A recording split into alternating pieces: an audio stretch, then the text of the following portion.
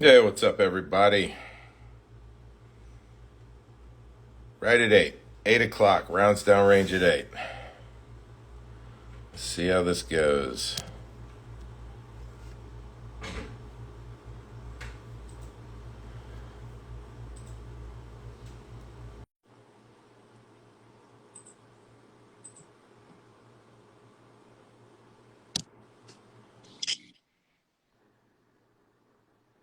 What's up, man? Dude, I'm so ready. Hey, Travis, what's up? Hey guys, how's it going? Dude, I'm not going to lie. This is hands down the most prompt live we've ever had. You're welcome. It's exactly on time. It is. It's It's crazy. amazing. Hey, Trevor, nice to meet you. I'm Matt Hey, Pranka. nice to meet you. Hello, Trevor, Hey, Ben. Travis, Ben. Hey Ben, how's it going, buddy? Good to meet you. Good, good. Fine. We never met before, right, Ben? I don't think so. Yeah, I don't think we've ever ran into each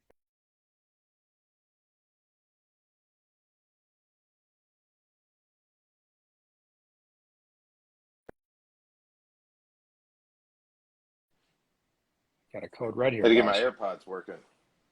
other. Okay. Alignment for a second there.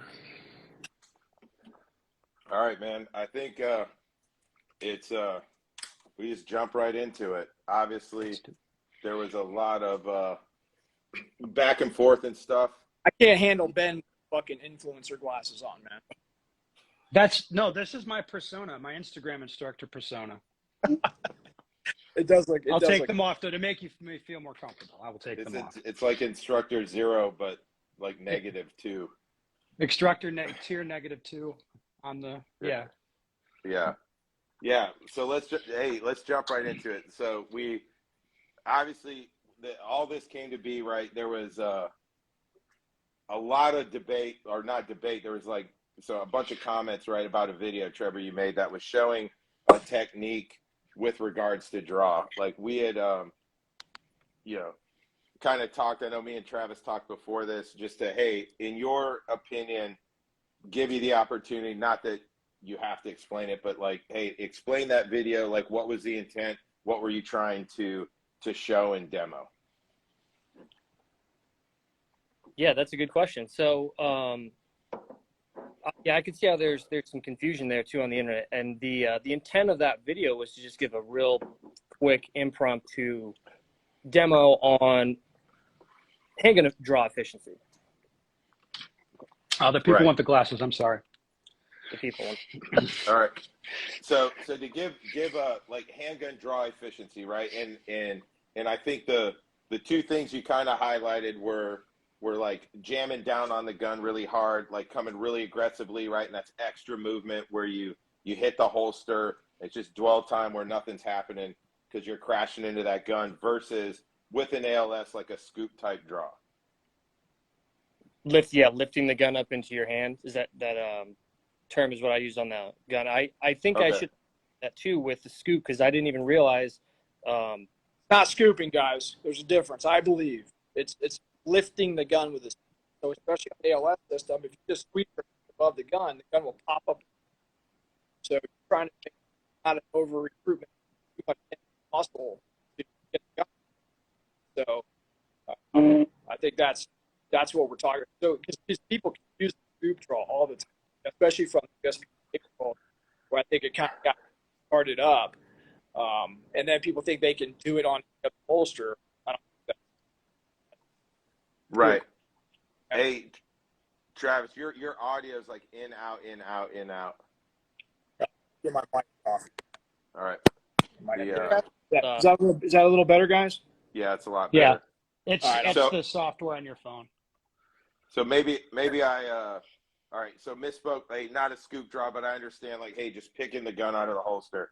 A lot of the stuff that I've heard, I didn't dive. I saw a couple of the initial texts, and then, or not text messages, and then I know that shit went nuts for a little bit, and it's what led to this. What I noticed, like, from watching it, the video, is it looked like to me, both draws looked exactly the same. The difference was when you were pulling the trigger. And I think that led to a lot of, discussion, or a lot of assumptions, a lot of discussion, a lot of talk about, hey, like there were some stills, right? I looked at it kind of frame by frame, and in one of them, it looks like the gun is kind of, your grip is just mated. The gun is already in, out of battery, out of lockup, and a round's leaving, and the gun's like literally down here. So Right. to me, it looked like the same two draws, just with different explanations. Yeah, and you know what, you're absolutely right. That's true. The draws were really, really similar. I mean, they're virtually the same, and I can see now, especially after reviewing it multiple times in slow motion, where those draws were. I mean, you couldn't even tell the difference between those two, and so that's a good thing that I know that now, because I can, moving forward, exaggerate when I'm doing a demo what stuff is I'm talking about. I think you, like, for a lot of dudes, and anybody stop me if I'm wrong, you can tell the difference between the two draws, right? In terms of like the mechanics of physically moving towards the gun looked very similar, but the what you need, like when the gun on presentation, like when we're pulling the trigger, I think that became a big discussion after kind of the initial thing, like, oh, it's an AD, it's an ND, and I think a lot of that becomes a semantics thing, right? And Travis, I know, not to cut you off, Trip, but I know you had made some statements about, it's not an AD, it's this or that, and I know, like we had talked in originally, it was, looked at it and then looked at it closer and had kind of a different view. Yeah, I think a good place to start, because I noticed this across the shooting communities, is that everybody has potentially different idea of what an accidental discharge is versus a negligent discharge. And I know a lot of people say it differently, but in my view personally, negligent discharge is when you do not intend to shoot, right? So our second, third, fourth fire safety rules that we use, we even have a fifth one. Obviously, we're going to keep our weapon on safe if we're running a safety. In that case of a Glock, he's got a trigger safety, plunger safety, drop safety. Obviously, we're not touching those until you're coming up on target with the intent to fire, the intent. The second one is keep your finger off the trigger until you're coming up on target with the intent to fire, not until your sights are on target, because if you want to waste all day and take another quarter, half a second in a bad situation to get a shot off, well, then wait till your sights are on target, which I know you guys understand the whole unsighted fire stuff. And, Ben, I listen to you all the time with that. So you're tracking there. But when people say, hey, that was an accidental discharge, I'm like, no, the gun didn't accidentally go off. Nothing broke. Nothing accidentally happened. It wasn't a mechanical failure of the gun. He intended that gun to go off, in my opinion, knowing Trevor, because, I mean, he's been on the training team for about a year now, and he's very intentional when he shoots. Well, now you combine that with his very first video he ever puts out to the internet, fucks it up, right? Which is what happened there. He had a technical his conscious technical emphasis was on lifting the gun and punching the gun, and he forgets when he's firing the shot, doesn't review it, and puts it out. And everybody goes, "Oh, that's an ND." No, if the gun was aimed up in the air, if the gun was aimed down, it would be a negligent discharge into the ground or into the sky. But it actually went into the target, because the camera guy was there and told me that. And so because we went into an immediate internal review, just like if something happened on the team, Matt, what would we do? We would handle it internally inside the team and crush that shit. And if nobody would have said anything about it on the internet, I would have said, Trevor, take that shit down. It's not a good representation of talking about the lift or the punch, which was good in the beginning. And I even watched that part of the video, and I was like, oh, he's talking about lift and punch. He does this all the time. He's good with it. He's a kinesiologist. So, boom, I post it up, and next thing you know, I get a fire lit, and I'm like, what the fuck did I miss? And I go back, and I see the shot. I'm like, okay, that was a little soon. That wasn't the intention. The intention was to talk about lift and draw, and the timing was off, in my opinion, for what he did. And he was totally talked to about that instantly. But then the internet gets a hold of it. I go, Trevor, what are you going to do with that video? And he says, I'm going to leave it up. I said, good. He said, why? I said, because if you take it down, I'll fire you. because integrity-wise, What the fuck? you're goddamn What? right. Yeah, What? because it's an integrity violation. Because if he takes it down because he's not willing to own his shit and be accountable, then that's an issue, right? That's taking fast, fun, or easy out, which is also my interpretation of the word integrity. And so I said, good job, brother. Yeah, I respect that. Keep it up. And, of course, you guys are already on the ball with lighting fires on everybody's asses to get this fight going. And I'm like, good, this is an opportunity for us to come together. You did. Well, And that's hold on. So for most of the audience, like this video, like we're having a conversation about semantics, specific technical terms about how to draw, what is an AD versus an ND versus intentional. Like that is not how most people view this. They see like, here's how to draw faster. Draw a gun, boom, goes off early into the dirt. And they're like, that's not the way to draw faster. That's not the way to do it. They're not looking at all these technical details or all this semantic stuff. And as far as me, I didn't meme the video. I didn't share it. I didn't do nothing with it until you commented on it, Travis, just to be honest with you. No, yeah, I remember that. Because let's not, I don't want to, now I'm trying to be mean, but it's like some instructor that nobody knows, nobody's heard of, that has like 1,500 followers. I don't give a shit. Like nobody gives a shit about the video. Your comments on the video then become very interesting. If you see what I'm saying, Travis. Yeah. Yeah, and again, that's why I started commenting. And just like you and I both agreed, Ben, the other day, was, shit, man, I was a little impulsive, and I probably should have said, hey, this ant, stay out of it. And with that, it of course that entices you to jump in and go, hey, that's bullshit, Haley. What the hell, are you high? And I respect that comment. I was like, yeah, man, I was a little too hot on that. Could have done that. So, but I think with semantics, it depends. That's subjective comment, because I think some people will look into that in grave technical detail and try to figure out what happened there.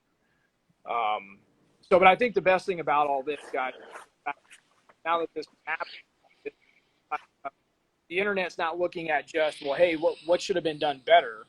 It's now, oh shit, we got a bunch of guys that have colorful careers and done a lot of great things, and now we're in a fight all of a sudden.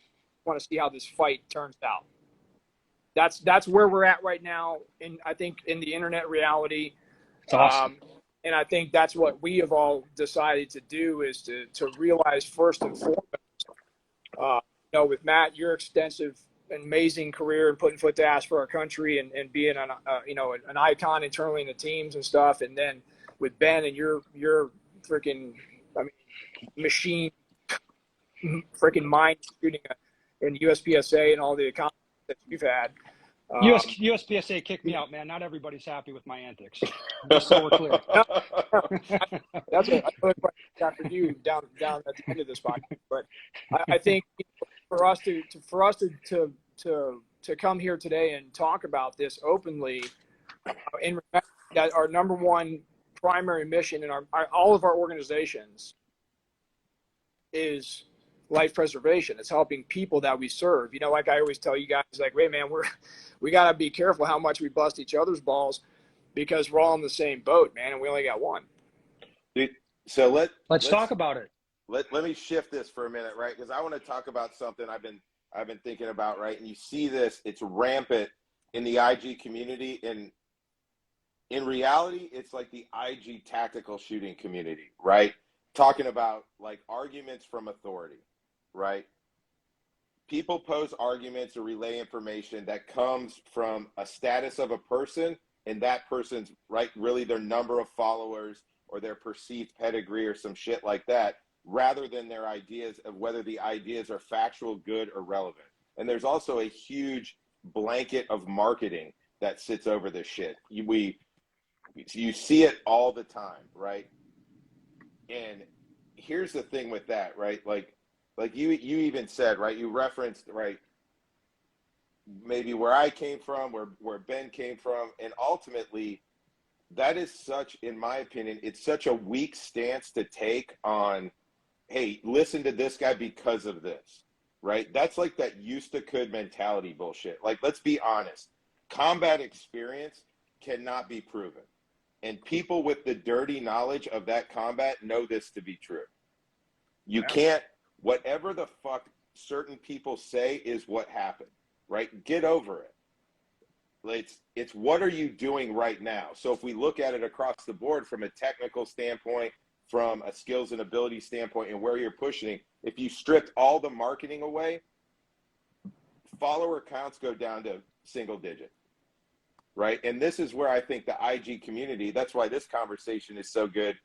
Like I say in class, dude, Instagram is ruining shooting one fucking video at a time, right? Not that your video is the sake of this, but it distorts perception, and you get into this, it's this argument of from a position of authority, right? I've seen it with Fieldcraft, with Two-Lamb, with GBRS. I've got more followers. This is this. You're building your business on some shit you used to do. Like that's wrong, right? I believe it is. At some point, we've got to get back to like what are you doing right now, right? Whether it's if you're an instructor and you're teaching technical skills, right? In my opinion, and you know Donovan puts his best. You better teach techniques that you know the ins and outs of them, and that you can demo and talk about them correctly, right? And how many times you guys watch? Like I try not to watch too much stuff in terms of shooting. I get a lot of it sent to me, and you're just sitting there like, God damn, man, like this could be a full-time fucking job commenting on some shit. And some of it you don't comment on, and some of it you would, right? To where it's like that video. I mean, I think I saw it 2 days before any of this happened. It's like, okay, it's too fast of a draw. And then a little bit of horsepower from it, kind of an argument from a position of authority or comments from authority, and the whole firestorm jumps in. So when you talk about like same boat mentality, I agree and disagree about the same boat mentality. But if I was on a boat, and I like the Navy analogy, being a former Navy guy, and there's dudes down there drilling fucking holes on the waterline of the ship, at what point do you stop being charitable with these arguments and jump in and be like, fuck you, this is wrong, right? Because that's viewed as toxic. It's whatever. It's all these alpha males calling shit toxic and offensive or whatever. I'm gonna block you, go back into my echo chamber. Like at what point do we say, hey man, this is not good, right? And I think I made a video about it. It's not a personal attack. It's not anything personal. It's an attack on this one thing, right? And is that wrong? I mean, maybe my way of thinking is fucked up. It very well may be. Yeah, I think when I say boat, I'm not talking about. I'm not talking about. USPSA versus airsoft versus real steel, gun guys versus influencers. All the weird, all the out there, right? Thing that makes up the shooting community. I'm talking about America. I'm talking about this boat that we all sit in right now. In probably the hardest times in our country's history, which is always, of course, going to be on a continual downgrade now, because the best years of American history are over. Like if you listen to scientists, you listen to people, you study the economy, you study history. It's just a natural fact that we're starting to understand. And so I think that when I say that boat, I'm like, man, let's hold on to this fucking thing that we have, this 4.5% of the whole entire world of freedom. That's it, man. All 327 million assholes around us right now. Us, I'm talking about me. We're all Americans, and we're the only ones, and you know this from your worldly travels, Matt, that we're the only ones that have this, man. And so when I say boat, I mean, like, let's not be so quick to see the new guy do something wrong on the internet for the first time and then burn his ass alive. And because I'll tell you what, if that happened in my team, I wouldn't go tell the command staff. I would take care of it in-house, right? But it's the internet, so it's a little different. Nobody sitting here tried to burn Trevor. Nobody sitting on this conversation. Have you read the comments, guys? Or you're on Instagram more than we are. I read the comments, but I wasn't making comments like, well, fuck this, Trevor. I'll tell you, being honest, I've done way dumber shit than what Trevor did in that video. Way dumber. Not even close. I've done way dumber shit. Not about that. But Okay. here's the problem, and I understand. I don't think you can apply like the unit type team mentality, right? Because I get it. If somebody does something and it's seen by the team or a troop or a platoon, it can be handled internally. You do something on a big exercise with a gallery of watchers and shit like that, you can't handle it internally. There's no way to. Too many people saw it, and unfortunately, that's how the internet is. And that's right? what I said earlier. If this wouldn't have actually went anywhere on the internet, like I've had videos that we've done, like, and I still like the way that sounded. I'm going to go ahead and take that down. Nobody's even seen it yet because I want to police our own self. But the fact that, yeah, he's basically doing a dog and pony show, like you're saying, and everybody sees it. We have to respond to that. And that's why I love the fact that you guys were willing to call us and say, hey, let's do a live about this and talk about our methodologies and ideologies and training and how we, run our teams and leadership and everything else. So, and I think we're in it a different, like, between, I know for me and my company and Ben's, like, this is it. You're looking at the entire staff of X-Ray Alpha.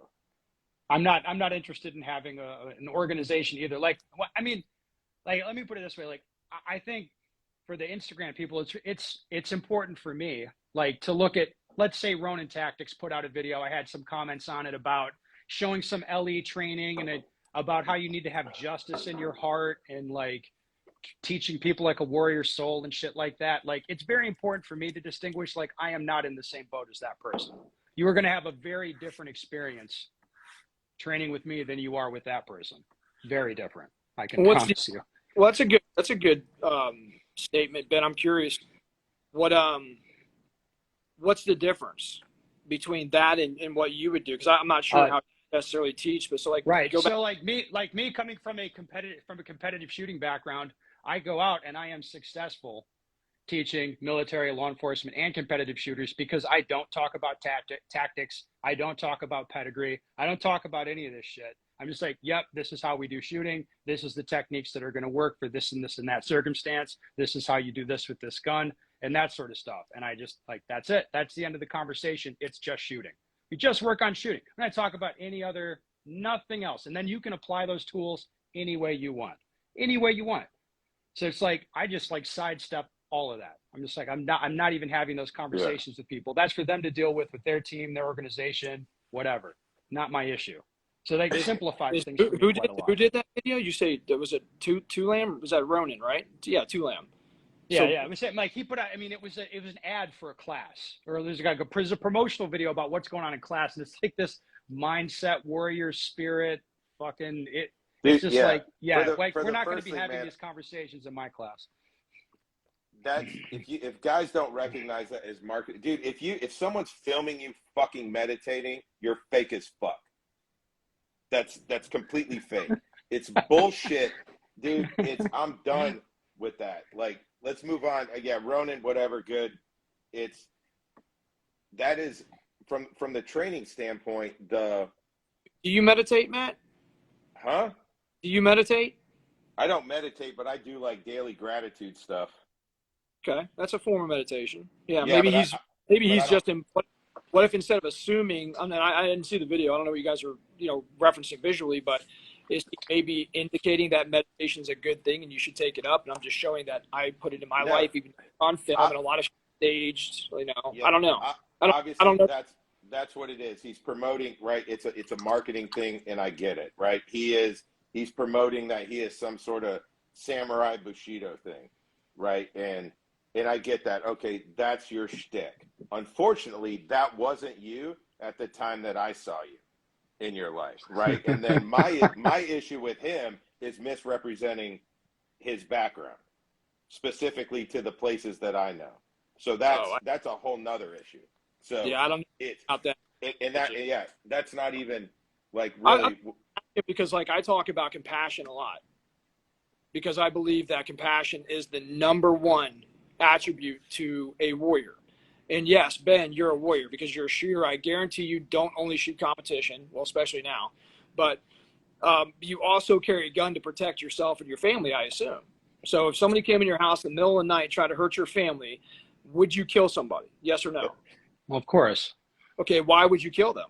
If somebody came Because into your house, if I'm afraid they're going to kill me or someone else, of course I'm going to kill them. But like, what are we talking about here? I'm talking about the intention of a word, right? Meaning that I'm just asking how you guys would view somebody like me that would say something like, hey, you have to be compassionate in order to be able to carry a gun, because you didn't kill that person in your house because you care about their evil motive or intent. You killed them because you care about something so much more precious, like my That's 7 right. children. You know, and I that's don't wax what you care about. philosophical about what people need to care about and why they need to carry a gun. I show them how to use fucking guns. That's what I do. If they want to compete with it, fine. If they need it for work, that's fine. That's whatever. fine. I'm I not don't saying give you a should. fuck. I'm not saying you should do that. Never. That's your jam. I'm saying I do that because of my past history and losing 100 guys that I've known in combat and 33 to suicide as of 2 weeks ago. My fucking compassion is through empathy, and it hurts, man.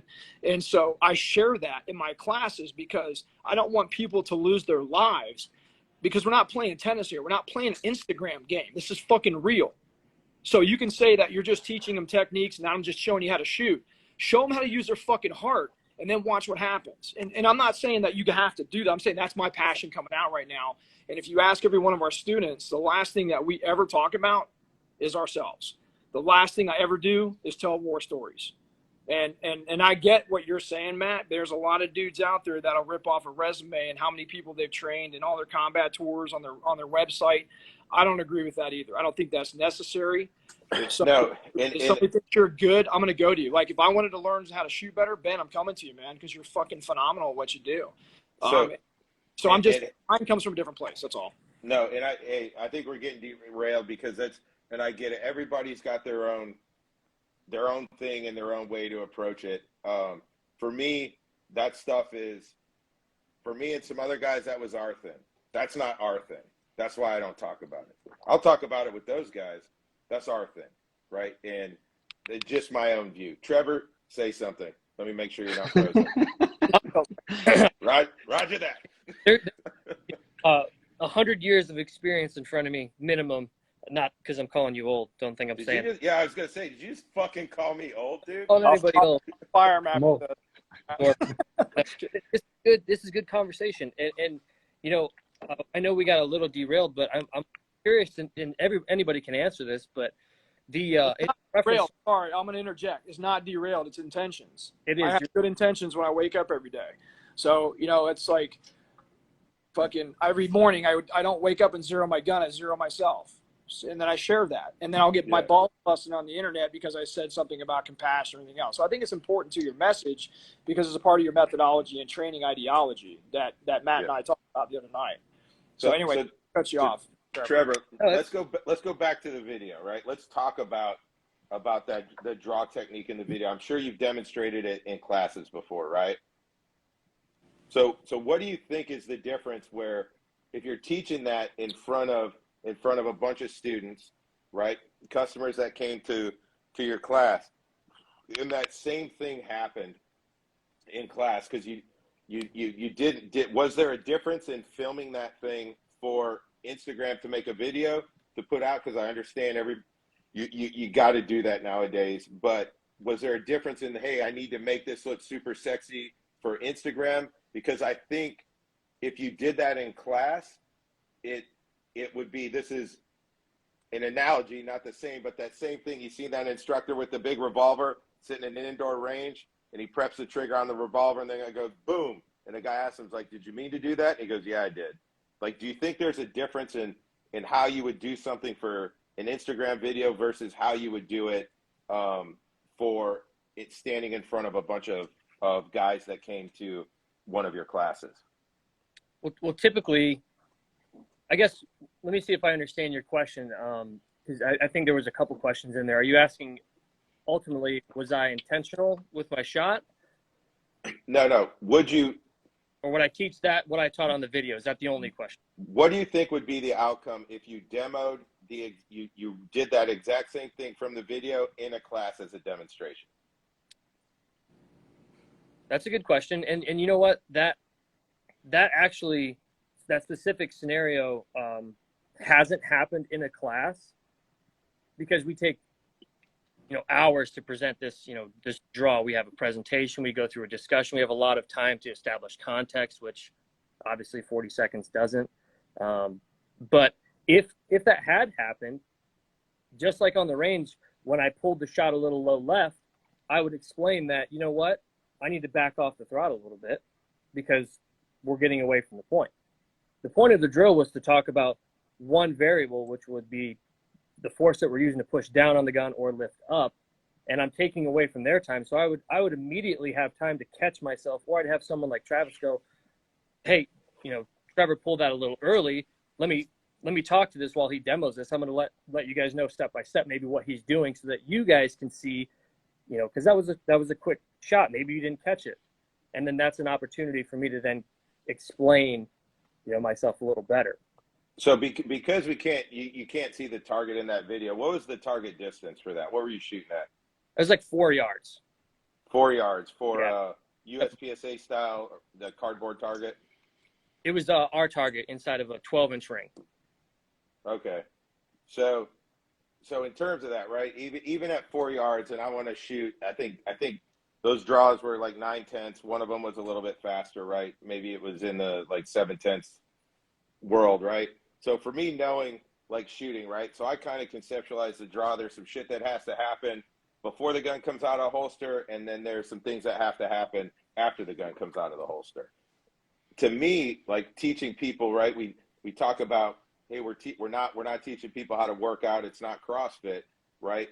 So there's always an emphasis on kind of so I teach, performance, aggression with control. Right? I want to get the most performance out of that tool, but always the blanket that everything is sitting under is control, right? And that's where we're working. There's times to push.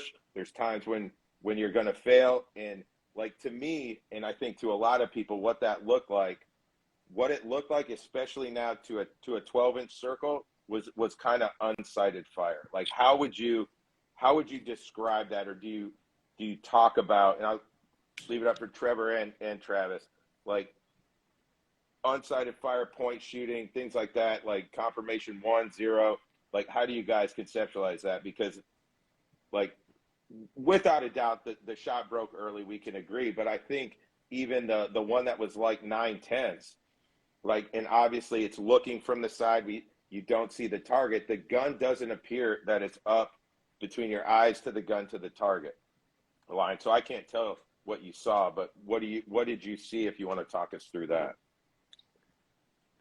So when I saw that 9-1 was a very quick flash of where my muzzle is, and this is sort of going back to my intention of the drill, where the intention of the drill was to show people a variable, and unfortunately, actually not even, let me take that back. Not unfortunately, because we're all sitting here having a good conversation about it, but I pulled the shot early because I let a flashy video go up, and a very impromptu video go up without, revision.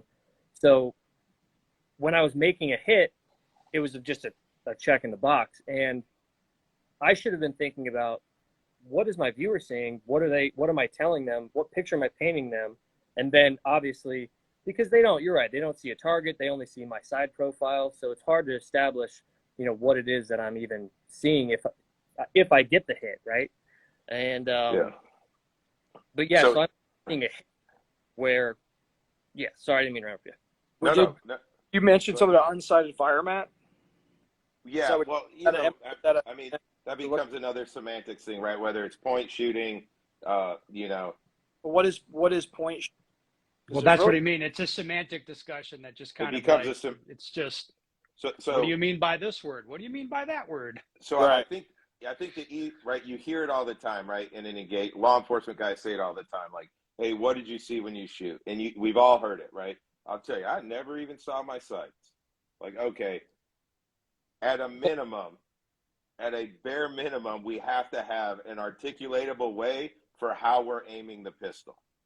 Right? Yeah, if we're talking about accountability and control, right? Not, I never saw my sights. You've got to figure, like, there's all different. If I'm shooting a target at 4 yards, right, there's other ways that I can aim. If the mechanics and the foundational skills are there, like, I know for me, I can get the gun up in front of my face in around 7/10 of a second. Anything before that, the gun is not at my eye target line. I know that for me, you know, So and for, that's why people are calling it potentially an ND, because the gun goes off before it's at extension up on the eyes. So I think a lot, and I see comments flapping by. It's an ND period. It's an ND period. It's an ND period. Well, they're not listening, I guess, because you have to dive into these words, I think, a little bit more, because, and I'm not speaking for Trevor, I'm speaking for myself here. I never have unsighted fire. And so unsighted means it's see what you need to see, in my opinion, because a lot of people would say that shooting from, you know, down here, that's not sighted fire, but that would do that in some type of, you know, close quarter situation or close contact. So Travis, you see how it'd be kind of confusing to people when you say, I don't do unsighted fire, but then you're talking about how you shoot without using the sights, and then imply that that fits into your definition of sighted fire? That's why I'm explaining it's much more complex than that, which you guys can call, well, not you, Ben, but I heard Matt and Scott talk about, made the comment of, well, it's garbage science, right? So when we talk about ocular science, for example, and kinesthetic alignment of the body, everybody has a natural point of aim. You have a natural point of aim right now, sitting, focusing on your camera, how I turn my hips and my shoulders. So that's how, of course, like if you look at it from a martial arts standpoint, you have a base, right? There's always angles, and you take a line of attack based on those angles. So the better I understand my body and how I stand, the better I understand how I'm going to hit when I'm unsighted with my eyes, because the kinesthetic alignment takes over for the eyes and presents. So you mean you're standing there square to a target, you draw the gun, you're pretty sure it's going to go basically where you're pointing your body? I will personally, talking for myself, guarantee you that it will. Okay, so and so when you had like a lot of this terminology, when Matt and I are saying, hey, this is just semantics, we're talking about, now we're going over all this terminology, which frankly, it doesn't matter if people understand. You can just say, yeah, I line my body up in this direction and the bullet's going to go that direction if I present the gun square up to my body. That's because you're hearing just the basic argument, where we would spend 4 hours talking about body mechanics. You spend 4 hours talking about this in class? Yeah. Holy shit. Well, maybe I'll invite you guys to come to a class. I'd love to show you. I'd love to show you motion capture systems and ocular tracking systems and neurofeedback and neuromuscular timing systems. What the fuck? Is that helping people shoot better? Are you, man, dude, I'm Ben. Come on, brother. If you went to a doctor and asked him to check your arm if it's broken, and he goes, yeah, it's broke. Well, how do you know? You didn't do an x-ray. No, because hold on now. That's actually a really good example. A lot of times doctors know the score and then run the test because that's the procedure. So doctors know before they go to medical school what before they go. That's not what I said. That before you go to medical school, you're not a doctor, and it's not about the terminology. Like a doctor might be able to assess that you have a broken bone before they X-ray it to confirm what they already think they know. I was married to a doctor for 18 years, so I went to every medical conference and I listened to the way they understand and learn new information. Oh, being a doctor is sexually transmitted now. Cool. What's that? Being a doctor is sexually transmitted, or what are you saying? What does that mean? Well, I was married to a nurse. What is that? What are you talking about? Saying I got an opportunity, having a great opportunity to be in that medical world, to listen and go to conferences and talk to people about, hey man, I've got eye issues. I've got a traumatic issue. What can I do to better myself? I've got hip. As I wake up, I can't even grab my gun right because my back is so jacked up. What do I need to do? And then just like in some of the units of teams out there, Air Force, everybody goes to places like Expo, describe one sports performance company, how to use our body better. And a lot of guys, even in their 40s and 50s, go, holy shit, I've been working out all my life and I had no idea that I was doing it incorrectly. And when I started to learn a little bit more about the science behind the body, I now really have a good understanding of it. I can now apply that better. So when I say I'm talking about, kinetic alignment or body for 4 hours in a class, we're talking about the feel. We're talking about the stance, the feet, the hip alignment, the hands, the eyes. We're not giving them a lesson in biomechanical fucking science. Like, I understand, just like you guys do, that the average student is not going to want to sit there and hear that, because then it turns into a an arrogance of intellect. And I don't want people to ever think that. And sometimes when you live in a research world trying to find better answers to move our community forward versus going, oh, I just go on the line and teach what I was taught in the military or what I use in USPSA. I don't think that's fair. I don't think that evolves our world. I don't think it makes us smarter. And I think as living, breathing, conscious human beings, we can become smarter. And that's the problem with the military, Ben, is that when you go in there and you start to listen to the shit that comes out of people's mouths, when you've been in the military for so long and you get out and you start to work with people like you, start to work with people like everybody. I've worked with, fortunately, with a lot of the great ones out there that have been a great mentor to me to say, hey, be smarter. Think before you shoot, right? And that's why I say, thinkers before shooters. Don't run to your death, If running is the byproduct of thinking. Hold on. I got to say something, Matt. I'm sorry. There's a big difference between what I know,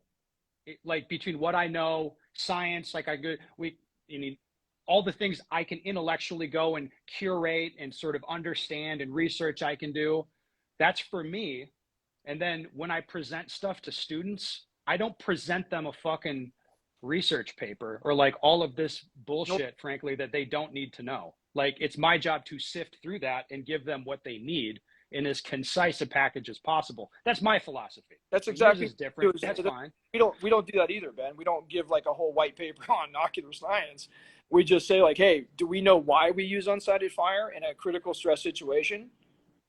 Can anybody even answer that? Does anybody know why in USPSA guys did not use their sights before even the red dot craze came in, even though red dots were around the early 90s? But we don't know until somebody tells you that because of the way the lens works in your eye under critical stress and the blood flow, you aren't going to see a near sight focus because the ciliary muscles contract the lens. You cannot see a near sight focus, which is why you think you're unsighted fire so we call that stress sight picture. Because under stress, there's a high probability you're going to have to rely on alignment, your body mechanics, your grip, right? When your eyes are reduced visibility or acuity, you're going to need to rely on those other things. And by knowing that information, I think helps me personally know when I need to use a stress sight picture and then a precision sight picture for something at distance, hostage situation, a guy poking his head up over a car at 25 yards. That's a precision shot now. And hopefully when you train both of those worlds, stress and precision sight picture, non-biasedly, I think you don't choose one or the other. And, because the cops were always said, you got to see your front sight. You got to see your front sight. And it's like, until white papers and ocular science came out in the military, they said, you guys, you can't see your front sight under critical body alarm reaction. You can't. So that's why unsighted fire comes. So this is where I think it's like my disconnect with this way of thinking, right?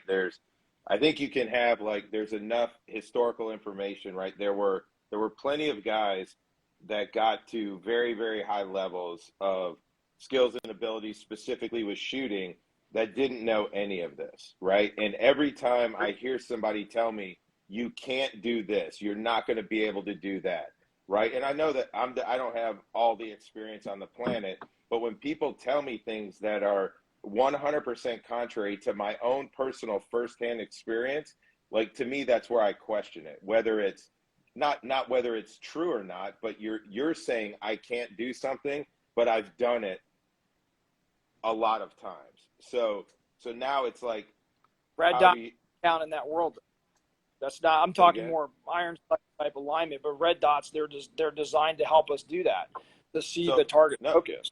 So I am an iron sighted production shooter by I just started shooting dots and switched over to carry optics, and I'm having a bunch of fun doing it over the last 18 months. But in terms of you're not going to be able to see this or that, or when they talk about this, there's a lot of very pointed things that come out from the side side, like this is what's going to happen to you under this incident.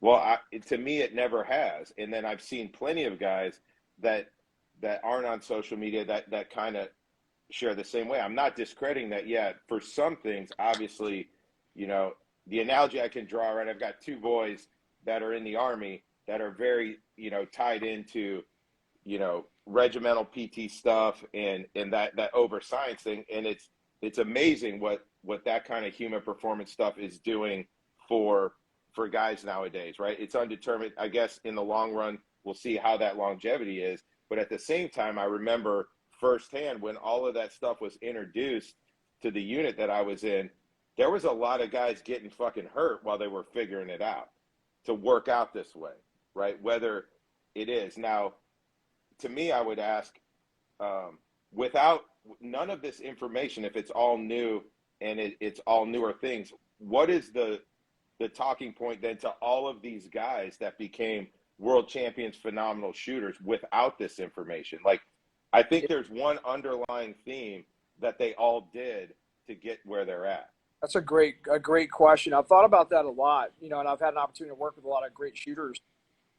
And a lot of them, like myself included, you know, I started with Phil Strader. I was telling Matt this the other day back in 2002 when I started doing USPSA. We figured it out the hard way, right? And so when somebody then comes to you and says, hey, here's why you're doing that. Here's why you took the path of least resistance. Here's why you're so efficient in what you do. And you go, damn, that makes sense. Yeah, thanks for that. I think I've heard a lot of that come back from guys like myself that have been shooting for a long time, even 100,000 rounds a year at some years. It just burning my fingers and bleeding. And it's just like, why am I doing the things that I'm doing, until somebody comes and tells me, hey, Travis, this is why you're doing so well, and this is some things you can improve on. That's not new. And you mentioned that. You said, this is new information. We're going to see if it works. Guys, professional athletes and Olympians have been doing this shit for 40 years. And the military, as you know, is way behind. They're way behind, right? Still to this day. And the shooting community follows that. So then, you know, with that, my next question is kind of like, if I'm the one that's trying to just simply go, I want to know more about how my body works, my brain works, my eyes work, and how I can get this thing to work a little bit better under critical type stress. Because I'm not talking about seeing my sights in a match. I can see my sights in every match that I can do recently, because I'm you know, you build a level of competence and competency. But in a gunfight, why couldn't I see my sights in a gunfight? Because I've had a couple of fights where I'm like, I don't remember seeing shit, man. Why couldn't I see my fucking red dot on my rifle? What the hell was I doing pulling the trigger? And then I go, I'm going to go find out that answer. So I ask people that know a hell of a lot more about the human eyes than I do. And then, you know, we come to a conversation like this where you say, like, that's bullshit. You shouldn't be teaching that. So is it wrong? I guess my question here, is it wrong for me to research these things? No, I mean, no, I think you could do, it's not wrong. You do whatever you want to do. Right. But it's, I know from my experience, if somebody came off a target and said, you know what, I never even saw my fight, never saw my sights, that would create other discussions that would not be science-based and not be explanations for why they didn't see him, right? And I personally think sometimes, like we talked about this the other night, a lot of this, like the over science application of certain things, insert any skill, mires down what actually needs to happen, right? Is you need to take, for most people, you need to take very basic concepts and work at them, right? 100%, Matt. 100%. Where a lot of guys are looking for, like they'll get concerned about a long discussion about neural pathways and myelination. It's like, that does nothing to support the fact that, hey, I need to go out and rep this thing for an undetermined amount of reps until I can make it perfect or near perfect, right? Whether that, whatever word you use, muscle memory, myelination, right? Like I've had the same discussions, right, where I've asked guys that are physicians, neurosurgeons about myelination, right? And for somebody that has had like nerve shit, I think it's a very watered down version of what actually happens maybe physiologically. I mean, Trevor, you would know, you have a degree in, I know it's kinesiology, but at least educated in this more than I am. But I think guys will take that information and then that becomes excuses for what they're doing, rather than really what has to happen is, like, you need to do reps of A, reps of B, reps of C. Once you've hit certain levels at that, move on to something else. Now do D, E, and F, and then start combining and layering skills. And for me, like, my view of it is, in most of the guys that I talk to in terms of teaching, which is a different demographic than you have, are better at receiving information that is very, very plain English. Just Yeah. my perception of it. Well, No, I agree with that. Go ahead, I think that you know, maybe I guess I want to clarify a couple of things. And obviously we've not been to each other's classes, but we're not teaching for 2 hours on myelination, or trying to get people to understand myelination so that they can have a conscious level of influence over their myelination or something. We're just simply explaining how you pattern certain movements. But to your point, you're actually saying something very similar to the blueprint that we use, and it's a scientific method. It's very simple. As what you said was, this is what you're going to do. You're going to do it until you get reps. But the difference between, and this is where the science comes in, is we identify a couple of main categories so that you can learn a little bit faster because you know what you need to look for. And some people are natural to that. They're implementers, that we would refer to them as, where they can just see something and then replicate it, and it's fairly easy. But then there's sometimes where there's students that need to have it drawn out, or you need to like talk them through it or physically walk them through it and move their hand or something. And from a science standpoint, we're really just teaching, and this is just a big fancy word, I'm not trying to confuse anybody, but it's motor skill acquisition. It's walking, it's juggling, it's riding a bike. Those are motor skills. Shooting skills are motor skills. And it's just as simple as, hey, I want to learn how to do a draw. And Matt, you go, right on, come up to the line. This is a draw stroke. And they make a small mistake, and you go, well, okay, so let me tweak this really quick for you, and try that. You just managed a variable, which under the scientific method is one key part of being repeatable and running a test, is you manage your variables. So, and Ben, I know you've said this. I've read a couple of your books. I got your dry fire books. You even somewhat mentioned this, and being consistent, and then in skill stack. And that's all this really comes down to, is training yourself to learn something in a procedural way. You're just giving yourself the map up front, as opposed to figuring it out like Travis alluded to. I think we're talking about the same thing. We may just have a different label on it, because, I know there's guys that are starting to talk about those words a lot, because we've been talking about it for 10 years since I started and left Magpul and went to Haley Strategic. It's not something we would have, like maybe one slide that we show in the morning that's like, hey guys, we're going to talk about myelination, talk about how neural pathways are developed, and why is because of something that Erickson and Poole put out in '86, the founders of the words purposeful practice, deliberate practice, and understanding what naive practice is. Because if I'm naive, like I feel like I was for every rep in the military, even though I figured out the hard way, I was a good shooter, I didn't have the map. I didn't understand what processes, materials list I needed to work on. I didn't know the process to achieve the goal. I didn't know how to deliberately run the exercises. I didn't know how to break it down and do a kind of a Pareto 20-80 rule. Like, what's the things I need to get rid of right now? What's the things I need to work on? And then I need to do that over and over and keep running it until I start to build this good deliberate practice model, which is going to make you achieve a higher level of mastery quicker than, because I mean, if we knew, like Ben, like and Matt, like I wish I was Trevor's age when I learned these things, and because I couldn't imagine where we all would probably be now. I think Grandmaster would be a whole, different level for you guys, for you two. Be a game changer. Yeah, right. And so that's why I think our intent was to just say, how do we help people with a roadmap?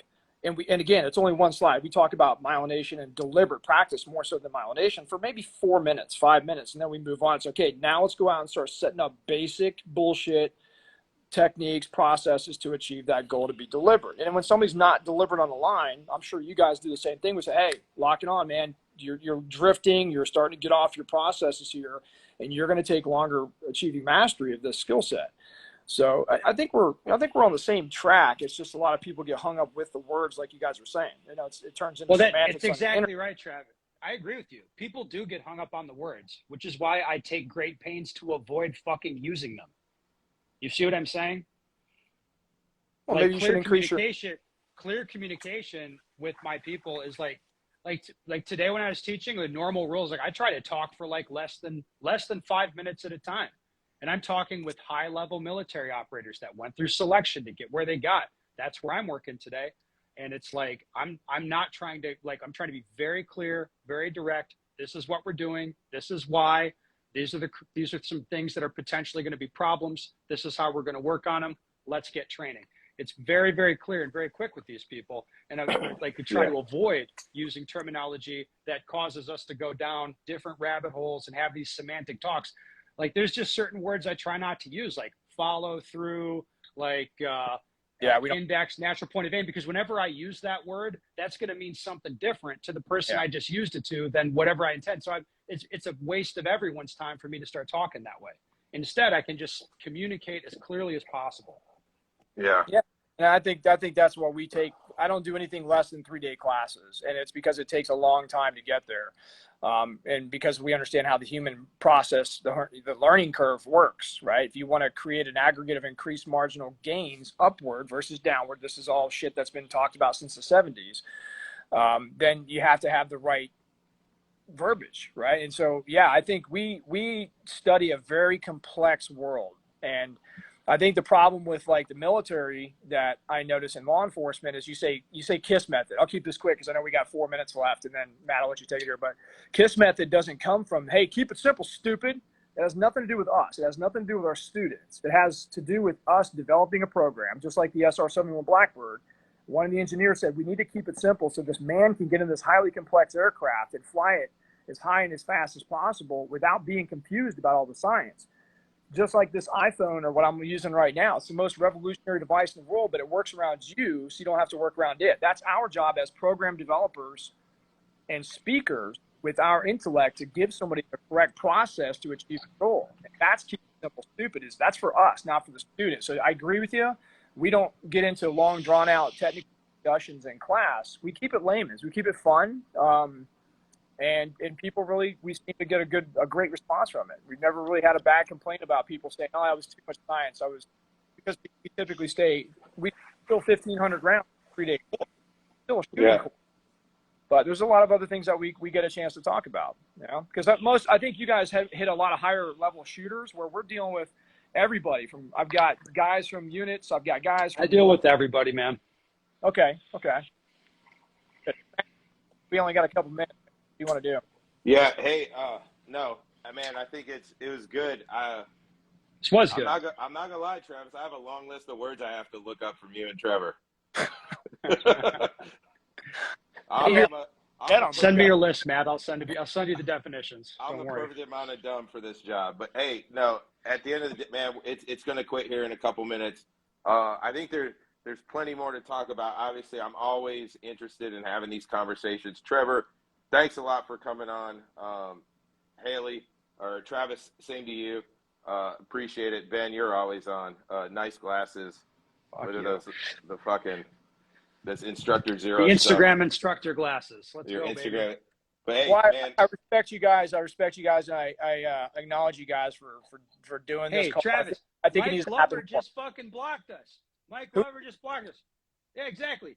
2 Lamb, he just blocked Matt. Like, there's no why we can't have this conversation. Having a conversation. Well, I think we're at least talking. Matt the other night. I think the world is a forum, and if we don't share, man, and work shit out like this, it doesn't help the people that we serve. It doesn't help the thousands of people that are watching this right now, man. So I appreciate you guys doing that. I fucking love you guys for doing that because it's helping our community go forward instead of blocking and fuck you, cancel culture. Like that's not what we need in this country, in this boat. Yeah. As I put it. Well, we could use a little bit of trolling, though. Let's be real. The trolling's a little fun. Trevor, 30 seconds, last words. What do you got? I want to say thank you to everybody on this call, but, you know, I talk to Travis every day, Matt and Ben. Ben, I've followed you for a long time. Like I said, I've had your books for a long time. Matt, I've recently followed you, but thank you for, you know, investing, even if you might not look at it this way, investing and taking this time to mentor me, because I know, like Travis said, if you guys had what I have right now when you were my age, who knows what the fuck you guys would have turned out to be. I mean, you guys are How old are you? 28. Oh fuck. Okay. Yeah. All right. Hey, it's gonna cut off. I'm not as old as these other cats, but I'm up there. Thanks for thanks for coming on, man. I'll post it. We'll tag everybody. Hopefully, this will lead to future conversations. Travis, always welcome. It's a good thing. Instagram, make this longer with Travis Haley. He knows he talks a lot. Sorry. All right. Thanks, I'll see you guys. Thanks. guys. Love Again. this Bye. again. Bye.